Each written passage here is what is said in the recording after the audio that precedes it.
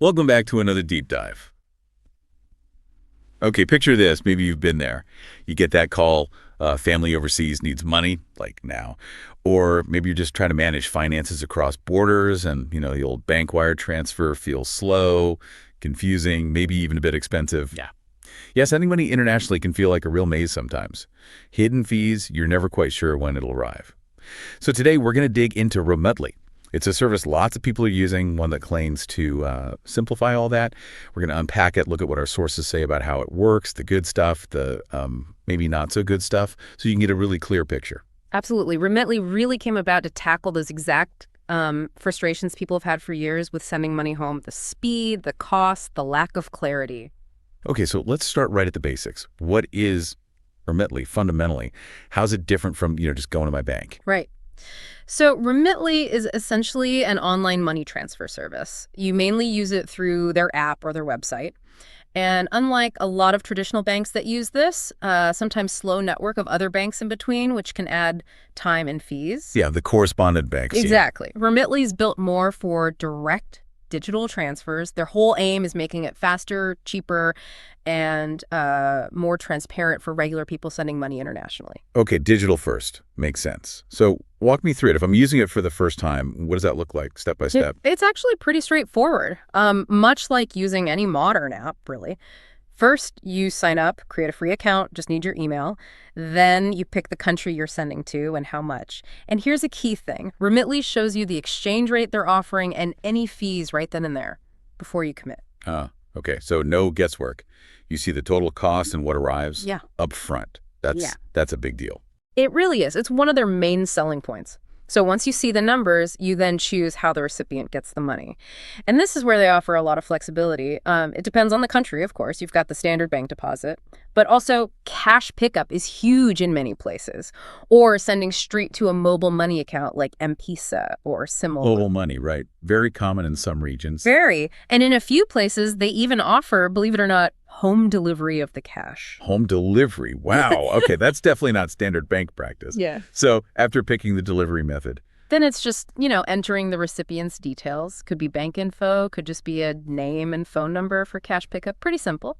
And then you choose how you want to pay. You can use your bank account, a debit card, or a credit card. Okay. Review the details one last time, hit confirm, and boom, you get a tracking number. You can actually watch its progress. That tracking must give people peace of mind. Yeah, knowing where the money is, that it's on its way, it definitely helps reduce the stress. Okay, this is where it gets really interesting. Let's talk strengths. What makes Remitly stand out? Why do users seem to, rate it highly? Well, I think the number one thing you hear about is speed.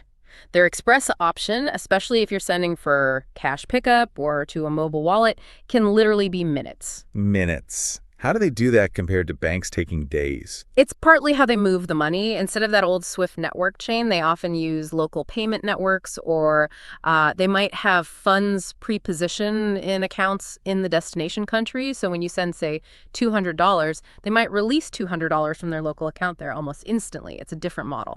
So it's less like sending the actual money across borders and more like triggering a local payout.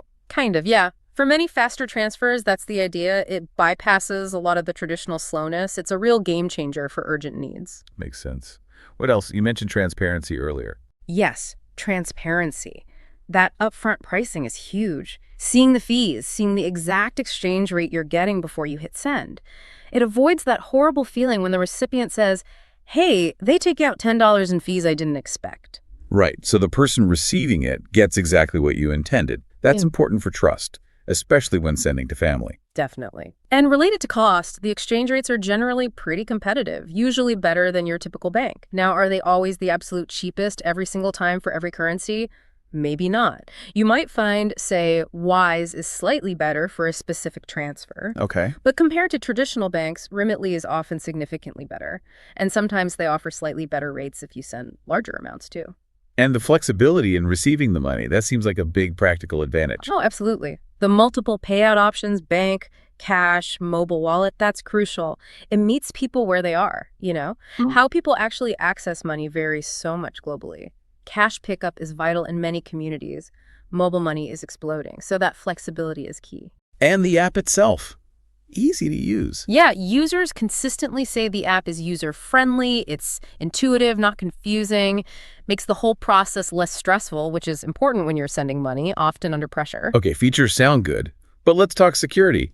It's money changing hands online. How safe is it? That's obviously critical. Remitly is a fully regulated financial service. They use standard strong security measures, things like account verification to check you are who you say you are, SSL encryption, that's the tech that scrambles your data so others can't read it. Right, the padlock symbol stuff. Exactly. Secure payment systems, constant monitoring for weird activity, and importantly, they're licensed everywhere they operate. They have to follow strict financial rules. That licensing provides some reassurance. And if things do go wrong, what's the support like? Customer support generally gets pretty good reviews. People often say they're responsive, helpful, and they offer support in multiple languages, which is obviously essential for a global service.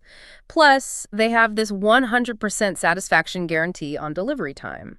If they promise it'll be there by a certain time and it's late, they say they'll refund your transfer fees. Refund the fees. Okay, not necessarily the whole amount if there's a bigger issue, but the fees. Right. It mainly covers their service fee if the delay is on their end.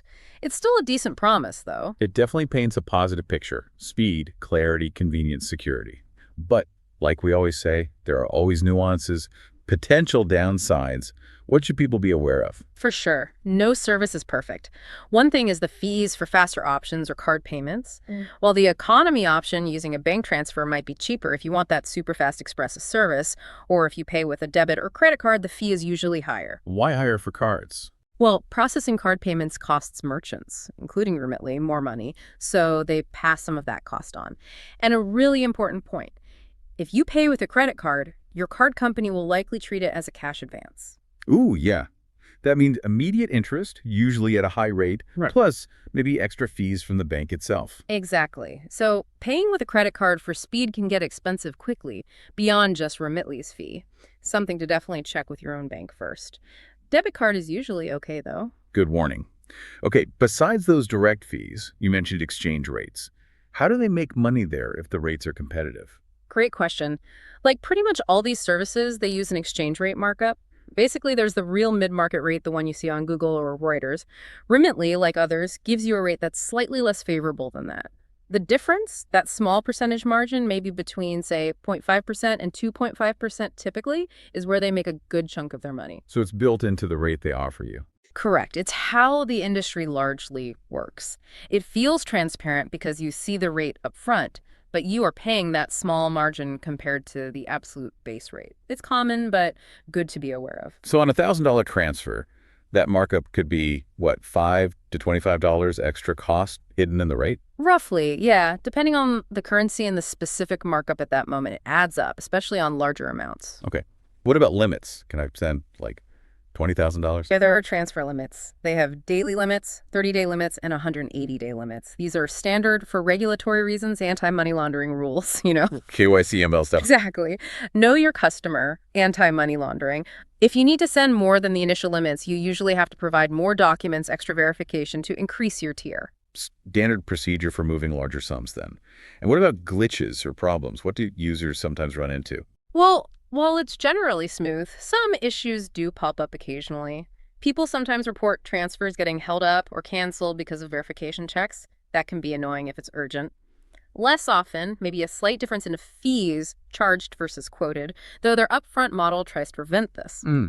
You also hear about occasional technical glitches, app freezing, login problems, stuff happens with tech, and of course the classic one, problems because the sender typed in the wrong bank account number or recipient details. That's not Remitly's fault, but it causes delays anywhere. Yeah, got to double check those details. Okay, Yeah. so pulling this all together, who is Remitly really for? Who gets the most value here? I'd say Remitly is a really solid, reliable choice, especially for people sending money to family and friends back home, typical remittances. It shines if you need speed, or if your recipient really benefits from cash pickup or mobile money options. That's often more practical than a bank deposit in many countries. And it's great if you value that upfront, transparent pricing. If you're tired of hidden bank fees, it's appealing. So remittance senders prioritizing speed and flexible delivery. Pretty much. But connecting that to the bigger picture, while Remitly's good, you should always compare.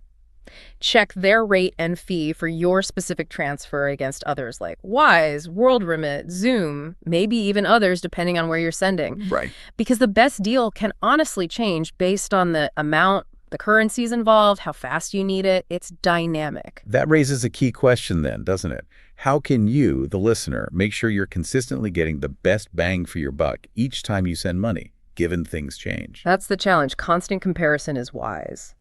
Okay, great advice. So wrapping up on Remitly, looks like it offers genuine speed, transparency. It's user-friendly, especially strong for family remittances needing flexible payout. But be aware of the fees, especially if using cards for speed, and understand that exchange rate markups are just part of the business model, like with most providers. Compare your options. Now, here's something to think about after we finish. As these digital transfer services get even more popular, how might that keep changing traditional banking? And looking ahead, what new doors might this open? Or maybe what new challenges might it create for people getting access to financial services around the globe in the next few years?